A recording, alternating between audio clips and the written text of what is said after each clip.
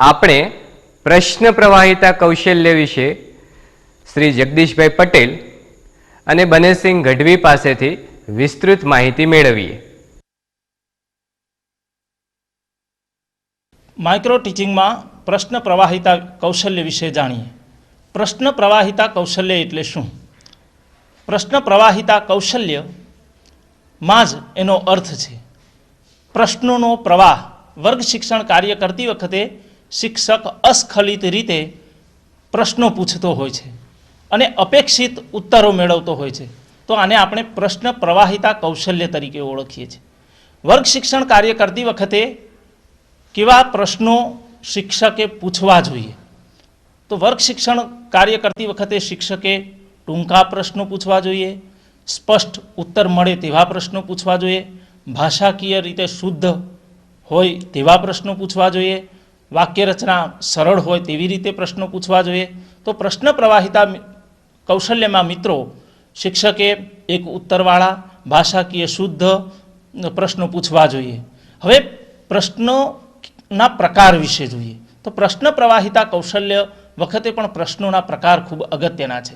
તો શિક્ષક જ્યારે કામ કરતો હોય વર્ગ શિક્ષણમાં એને પડઘા પ્રશ્નો વિશે એને જાણતો હોવો જોઈએ. પડઘા પ્રશ્નો એને ન પૂછવા જોઈએ. કેમ ન પૂછવા જોઈએ?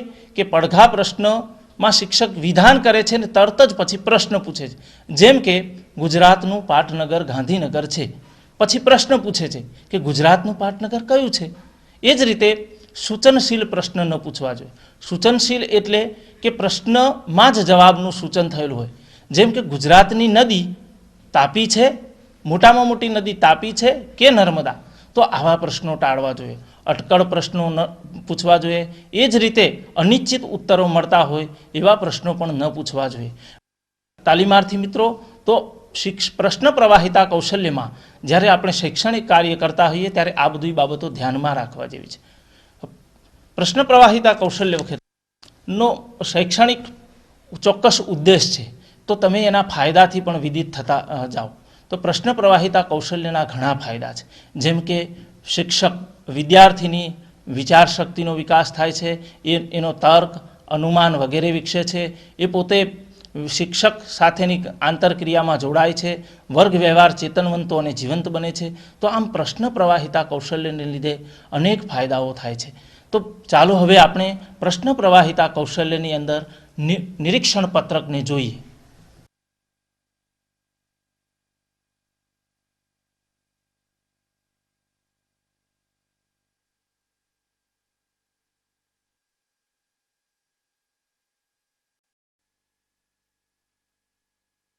નમસ્કાર મિત્રો, ત્રણ રેખાખંડથી બનતી બંધ આકૃતિને ત્રિકોણ કહેવામાં આવે છે.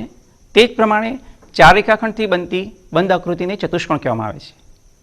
જે ચતુષ્કોણના સામસામેની બાજુની બંને જોડો સમાંતર હોય તેને સમાંતર બાજુ ચતુષ્કોણ કહેવામાં આવે છે.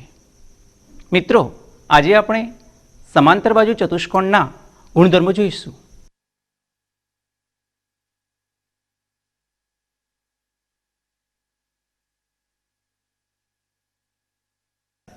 મિત્રો, આકૃતિમાં સમાંતર બાજુ ચતુષ્કોણ દર્શાવેલો છે, તે જોઈને તમારે પ્રશ્નોના જવાબ આપવાના છે. ચતુષ્કોણના શિરોબિંદુઓ કયા કયા છે? બોલો જોઈએ બેન. ચતુષ્કોણના 4 શિરોબિંદુઓ છે. બિંદુ A, બિંદુ B, બિંદુ C અને બિંદુ D. રેખાખંડ AB ને સમાંતર રેખાખંડ કયો છે? રેખાખંડ CD. સરસ. રેખાખંડ AD ને સમાંતર રેખાખંડ કયો છે? રેખાખંડ BC. મિત્રો, સમાંતર બાજુ ચતુષ્કોણના સામસામેની બાજુઓ સમાંતર હોય છે તે તેનો મૂળ ગુણધર્મ થયો. એ સિવાયના બીજા પણ સમાંતર બાજુ ચતુષ્કોણના ગુણધર્મો છે. સમાંતર બાજુ ચતુષ્કોણના બાજુ અંગેના ગુણધર્મો જોઈએ. સમાંતર બાજુ ચતુષ્કોણની સામસામેની બાજુઓ એકરૂપ હોય છે. બાજુ AB ની સામેની બાજુ કઈ છે? રેખાખંડ DC. AB નું માપ 8 એકમ છે. AB નું માપ કેટલું છે? 8 એકમ. તો સીડીનું માપ કેટલું થશે? 8 એકમ. સરસ. મિત્રો, આપણે સમાંતર બાજુ ચતુષ્કોણની બાજુ અંગેનો એક ગુણધર્મ જોયો. હવે આપણે સમાંતર બાજુ ચતુષ્કોણના ખૂણાઓના ગુણધર્મ જોઈશું. સમાંતર બાજુ ચતુષ્કોણના સામસામેના ખૂણાઓ એકરૂપ હોય છે અને પાસ પાસેના ખૂણાઓ પૂરક હોય છે. પૂરક એટલે કે જે બે ખૂણાના માપનો સરવાળો 180 અંશ થાય તે બે ખૂણાને એકબીજાના પૂરક કોણ કહેવામાં આવે છે. તો મિત્રો, ખૂણા એનું માપ કેટલું છે? 120 અંશ. ખૂણા સીનું માપ કેટલું થશે? ખૂણા સી નું માપ 120 અંશ છે. ખૂણા એ અને ખૂણા બી ના માપનો સરવાળો 180 અંશ થશે, ખરું ને?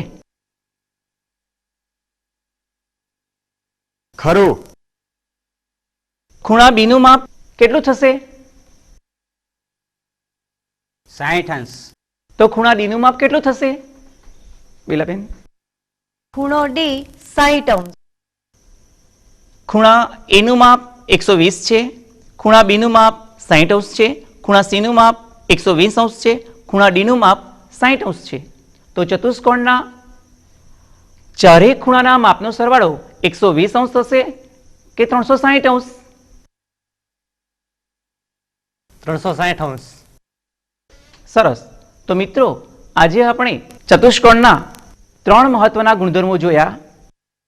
સમાંતર બાજુ ચતુષ્કોણની સામસામેની બાજુઓ એકરૂપ હોય છે, સમાંતર બાજુ ચતુષ્કોણના સામસામેના ખૂણાઓ એકરૂપ હોય છે, સમાંતર બાજુ ચતુષ્કોણના પાસ પાસેના ખૂણાઓ પૂરક હોય છે. પ્રશ્ન પ્રવાહિતા કૌશલ્ય વિશે શ્રી જગદીશભાઈ પટેલે સરસ માઇક્રોલેસન આપ્યો. હવે નિરીક્ષક શ્રી બહાદુરભાઈ સોલંકી અને બેલાબેન શાહ પ્રતિપોષણ આપશે. જગદીશભાઈ, તમે પ્રશ્ન પ્રવાહિતા કૌશલ્ય ઉપર ખૂબ જ સુંદર માઇક્રોલેસન આપ્યું. પ્રતિપોષણ સ્વરૂપે જે કંઈ વિશેષતાઓ અને સૂચનો છે તે ધ્યાનથી સાંભળો.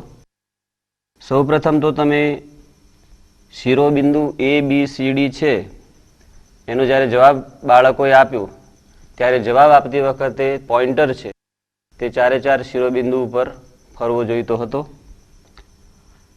વચ્ચે વચ્ચે જ્યારે બાળકો જવાબ આપતા હતા ત્યારે તમે 1-2 શાબાશ અથવા તો સરસ એવા સુદ્રઢકોનો ઉપયોગ કરી શક્યા હોત.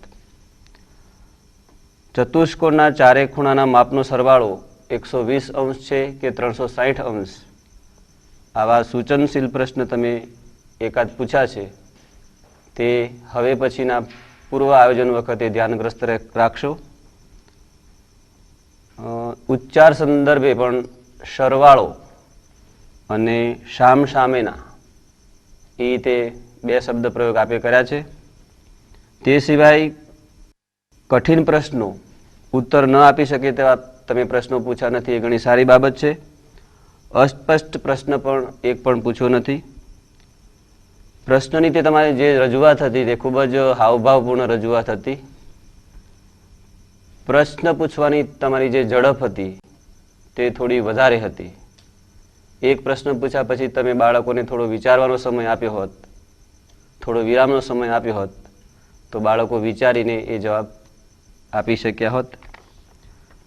વિદ્યાર્થીઓના ઉત્તરનું પુનરાવર્તન શિક્ષક જાતે કરે તેના બદલે અન્ય વિદ્યાર્થીઓ દ્વારા તમે એ જવાબનું પુનરાવર્તન કરાવી શક્યા હોત.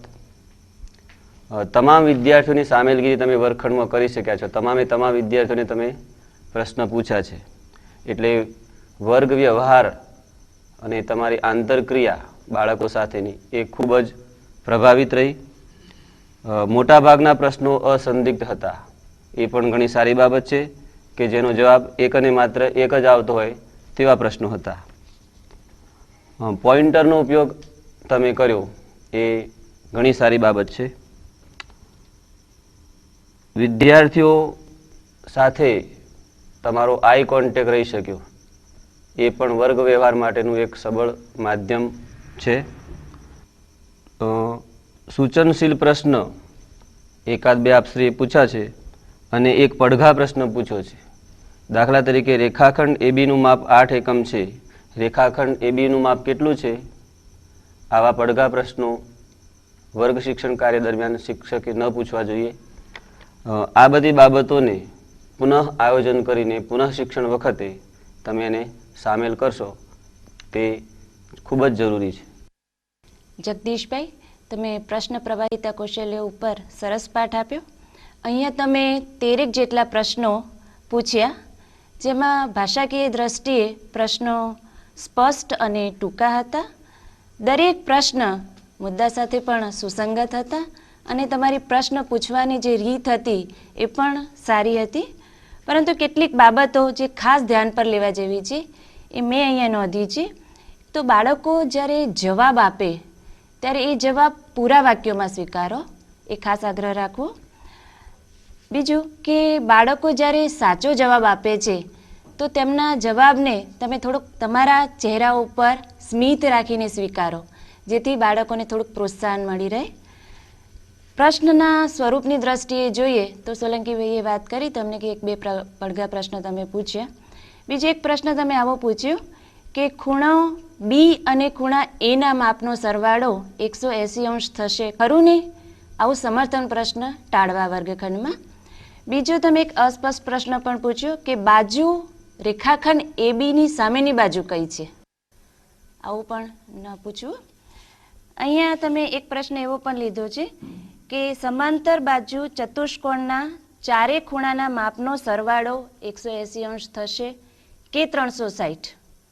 આવો જવાબ પણ ન લેવો જોઈએ. અહીંયા તમે સૂચન કરી દો છો બાળકને, બરાબર? તો આટલી બાબતો ખાસ ધ્યાન પર લેવા જેવી છે. અહીંયા એક વધુ બાબત એ છે કે જ્યારે પ્રશ્ન પૂછો છો ત્યારે યોગ્ય શબ્દો ઉપર ભાર આપો. કે તમે એની બાજુઓ પૂછવા માંગતા હોય તો બાજુ ઉપર થોડીક ભાર આપો, ખૂણા પૂછવા માંગતા હોય તો ખૂણા ઉપર. આ રીતે જગદીશભાઈ, હવે પછી જ્યારે તમે પુનઃ શિક્ષણ આપો ત્યારે આ પ્રતિપોષણમાં જે કંઈ સૂચનો અપાયેલા છે એ સૂચનોને ધ્યાનમાં રાખી અને પુનઃ શિક્ષણનું આયોજન કરશો. નમસ્કાર મિત્રો. 3 રેખાખંડથી બનતી આકૃતિને ત્રિકોણ કહેવામાં આવે છે. તે જ પ્રમાણે 4 રેખાખંડથી બનતી બંધ આકૃતિને ચતુષ્કોણ કહેવામાં આવે છે. જે ચતુષ્કોણમાં સામસામેની બાજુની બંને જોડો સમાંતર હોય તે ચતુષ્કોણને સમાંતર બાજુ ચતુષ્કોણ કહેવામાં આવે છે. આજે આપણે સમાંતર બાજુ ચતુષ્કોણના ગુણધર્મો વિશે જોઈએ.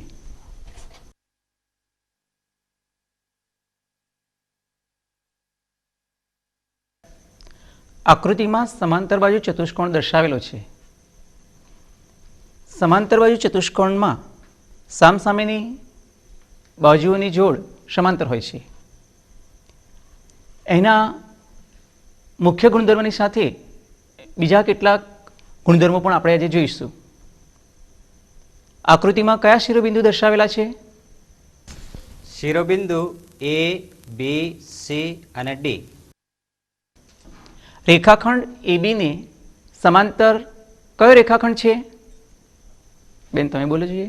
રેખાખંડ એડીને સમાંતર રેખાખંડ બીસી છે. સરસ. રેખાખંડ એબીને સમાંતર કયો રેખાખંડ છે? રેખાખંડ એબીને સમાંતર રેખાખંડ સીડી છે. સરસ. સમાંતર બાજુ ચતુષ્કોણના મુખ્ય ગુણધર્મ છે તેની સામસામેની બાજુઓ સમાંતર હોય.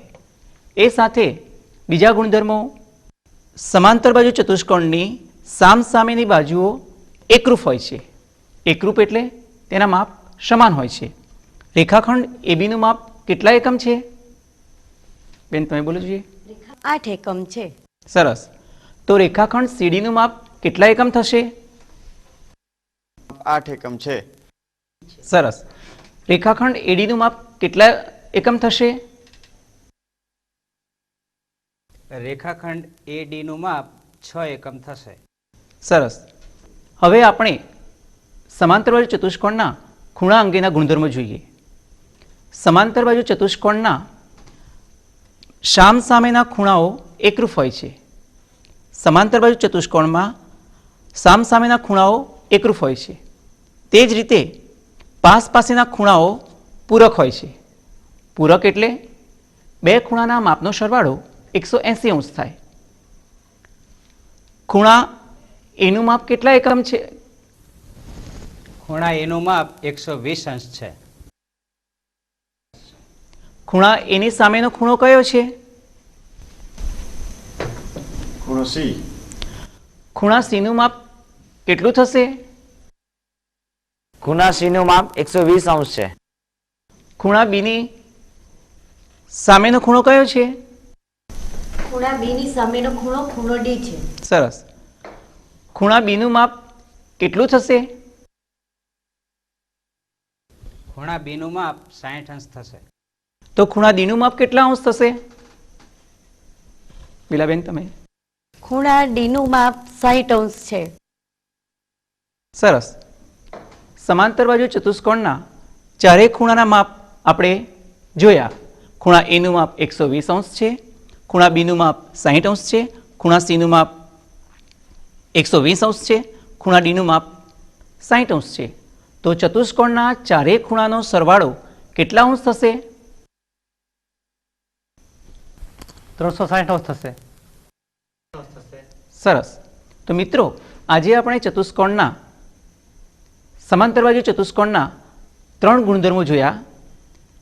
સમાંતર બાજુ ચતુષ્કોણના સામસામેની બાજુઓ એકરૂપ હોય છે. 2. સમાંતર બાજુ ચતુષ્કોણના સામસામેના ખૂણા એકરૂપ હોય છે. 3. સમાંતર બાજુ ચતુષ્કોણના પાસેના ખૂણાઓ પૂરક હોય છે. નમસ્કાર. જગદીશભાઈ, પ્રતિપોષણના આધારે તમારા પાઠમાં સુધારો